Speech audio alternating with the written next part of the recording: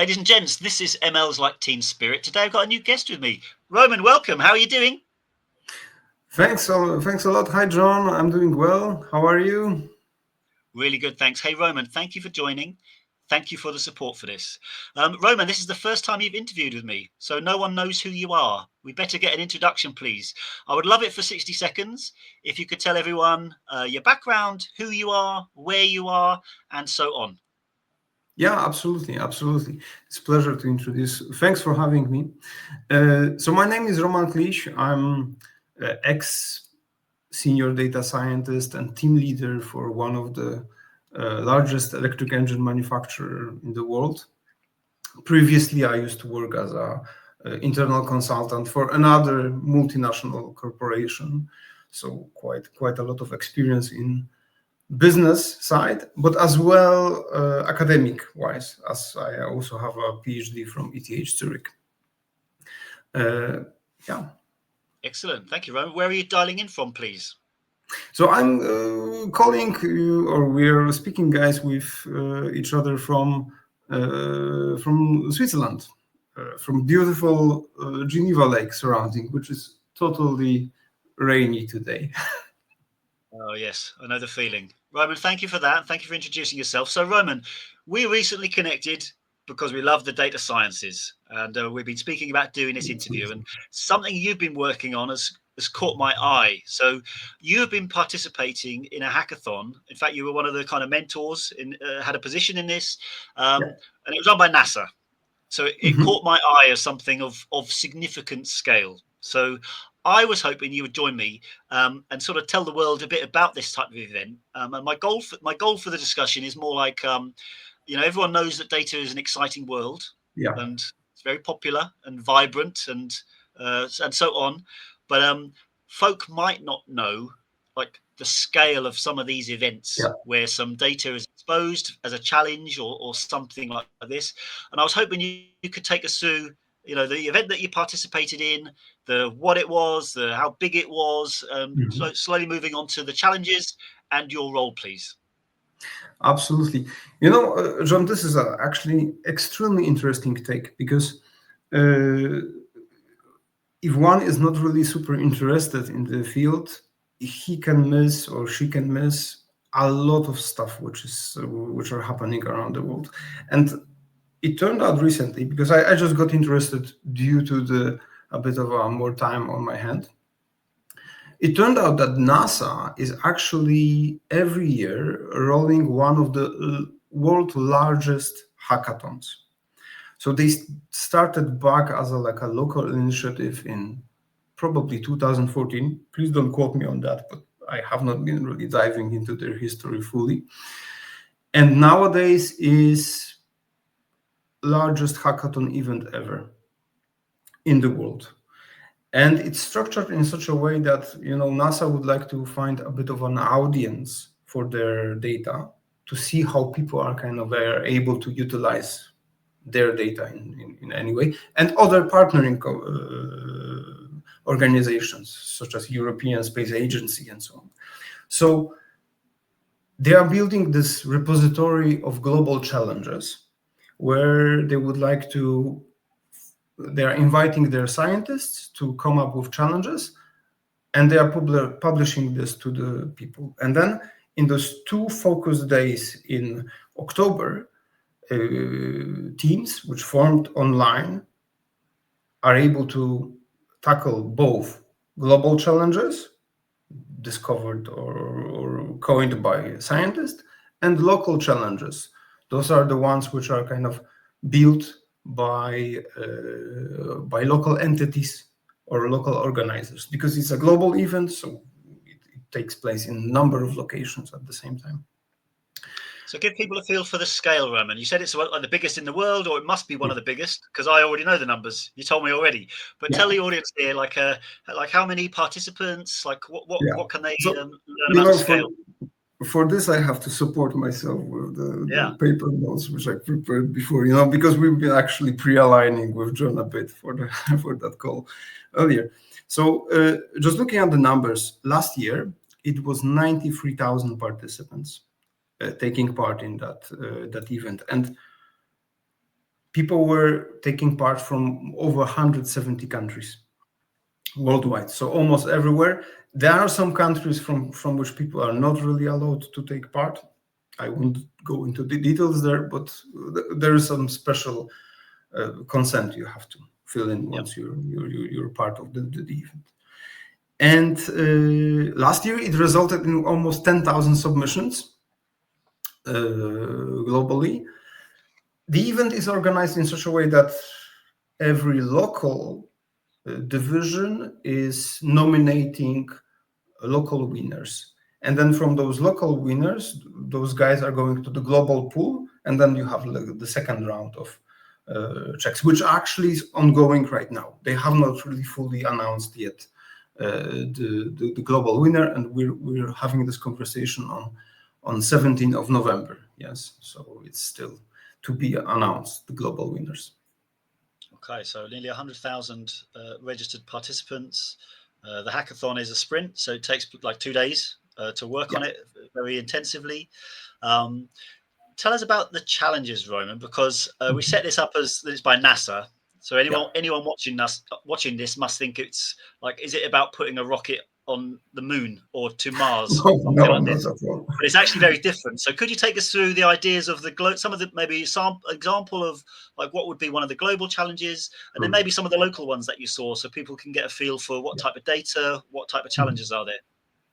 So, just by going through the challenges, you can see that they were really coined by people who know the field. It's super cool to see. One example which really struck me was the challenge where people were to simulate asteroid trajectory in a simplified way, build an application around the data which were stored somewhere on NASA servers, and then use those data from real observed objects to build a kind of like a damage assessment tool to check what kind of potential damages falling of that particular object on particular location could result in. Yeah. So in terms of like losses and stuff, to build an awareness of like prevention measures, which are important, like this global defense network for finding cosmic threats and so on. Yeah. So it seems that people are thinking about that, how to build awareness of this. So this is one problem which was really interesting. Another one was utilizing the synthetic or radar aperture data. Those are the data obtained from satellites. Satellites are projecting radar waves across the ground. Those are bouncing off, going back to the satellite, and they can image actually with a very fine details the ground despite of any weather conditions. So it has a number of applications. Of course, first one is military field, but also a lot of civilian applications in agriculture. And one of the topics was how to utilize this kind of data in order to see wherever we are able to predict landslides. Because those landslides, they should actually propagate very slowly. First, you see a small deviation, then it starts to increase, and so on. And actually, in Switzerland, it's a huge problem. Yeah, last year there was a big accident where half of the village was completely destroyed by landslide. Climate is changing. Yeah. Right. Well, I think I was only reading last week where they have monsoon seasons in Asia and so on. There's usually like a bridge taken out or a main highway in some countries that have less connectivity between villages and towns and so on, and it's quite dramatic. So, okay, so I understand the landslide one. The first one of like asteroid and meteors, that sounds like predicting like extinction events for humans. So that one sounds exciting. What about the local challenges, Roman? Like, are there any you can think of from the local context, either from like Switzerland, like your area? Like, is there anything you can think of? So for local events, I was actually quite lucky because both teams, which I had the pleasure to mentor, and maybe about that we'll talk at a different occasion, but both of them were actually interested in local problems. So the Swiss hub was or every hub is able to define their local problems. Yeah, and they are also doing a pre-search on open source data sets which are available to do particular activities. And one of those things, which actually team which won the local hackathon did, was to predict to build a tool using Zurich traffic networks data, so road traffic network data, in order to predict what kind of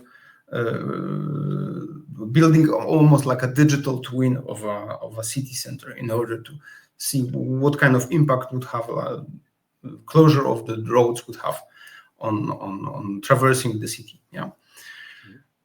So those are kind of also NASA is supporting community actions in order to use open source data and do some interesting stuff with that. From Barcelona, there were a lot of interesting activities as well. And tell me more about the participants. So something you said there is they're building teams, like 100,000 nearly, coming together to form teams. To participate in this, do you have to like know people and make your own team and then register? Or are there individuals that are just like super excited about data, and then someone in Switzerland gets put with someone in London and someone in New York, and they just like operate virtually around something they're passionate about? Does it happen that way, or do you have to have your team ready when you register? So I would say it's open for everybody. Yeah. The challenges are published online, and then the team creators are able to form the teams as they wish. Yeah. Then each team is focusing on or doing a pre-alignment, and then they are selecting a problem they would like to work on. Usually this problem is already selected by a team creator. Yeah, so somebody who has an idea, it would be nice to do thing A or thing B. And then it's free to everybody to join particular teams. Some teams are closed, so they are like a private teams. So it means that people usually know each other who worked on that stuff. Other teams are open for everyone, which means that you can have like a people from other continents or other time zones working on particular problem. It's very, very open to everyone. Yeah. And tell us a bit about your role. Just like you were in there from a mentor capacity. Yes. So like what did you do over the 2 days? So because this is directly almost connected with the topic of like the team formulation. So NASA recognized that in order to facilitate those teams and to facilitate the creation of that stuff, they need people who would be able to support teams in this ideation, in guidance, in team formulation, in development of the solution in a super tight time frame, because we have only 2 days, or practically it's not even 2 days, full 2 days to do that stuff. Yeah, it's like a 1.5 day with something, but yeah. So I suspect that there were a lot of problems earlier for that, so they wanted to have team mentors, some people with experience in leading teams, in building this team cohesion, and then moving forward and help team to utilize their skills, their forces to move forward. Yeah, which actually it turned out that I plugged in quite well for that challenge. Yeah. Good, Roman. And if I had to say to you, what was the one thing that you kind of were saying a lot? Like, what was your one focus as the mentor? I'm sure you did. I'm sure you advised in many capacities, but what was like one thing that was like most important to what you had to do? I would say that was, as you know, John, you used to also work with data, and you come across people with so much enthusiasm and so much force to do very complicated sometimes things. Yeah. And probably they need to also recognize that sometimes you don't have to do that stuff in such a complicated way.